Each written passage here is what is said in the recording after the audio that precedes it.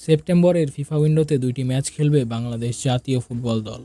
আগামী 5 ও 8 সেপ্টেম্বরের ফিফা উইন্ডোতে ভুটানের বিপক্ষেই দুইটি অ্যাওয়ে ম্যাচ খেলবেন জামাল ভুঁইয়ারা।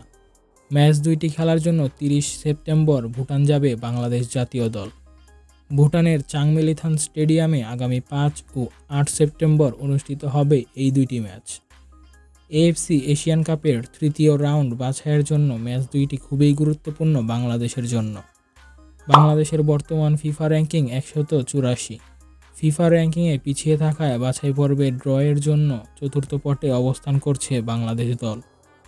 ভুটানের র্যাঙ্কিং 182 হওয়ায় বাছাই পর্বে ড্রয়ের জন্য তৃতীয় পটে রয়েছে তারা। আগামী ডিসেম্বরে হবে এএফসি এশিয়ান কাপের তৃতীয় রাউন্ডের ড্র। মূলত ভুটানের বিপক্ষে খেলে ডিসেম্বরের আগেই ফিফা র্যাঙ্কিংয়ে উন্নতি করতে চায় বাংলাদেশ। র্যাঙ্কিংয়ে উন্নতি হলে সুযোগ থাকছে বাছাই পর্বের জন্য চতুর্থ পট থেকে তৃতীয় পটে চলে আসার। তৃতীয় পটে আসতে পারলে ড্রতে চতুর্থ পট থেকেও একটি সহজ প্রতিপক্ষ পাবেন জামাল ভুঁইয়ারা। মূলত র্যাঙ্কিংয়ে উন্নতি করার লক্ষ্যেই ফিফা উইন্ডোতে ভুটানের বিপক্ষে ম্যাচ খেলছে বাংলাদেশ দল। বাংলাদেশ ফুটবলের সকল আপডেট পেতে আমাদের সাথেই থাকুন। ধন্যবাদ।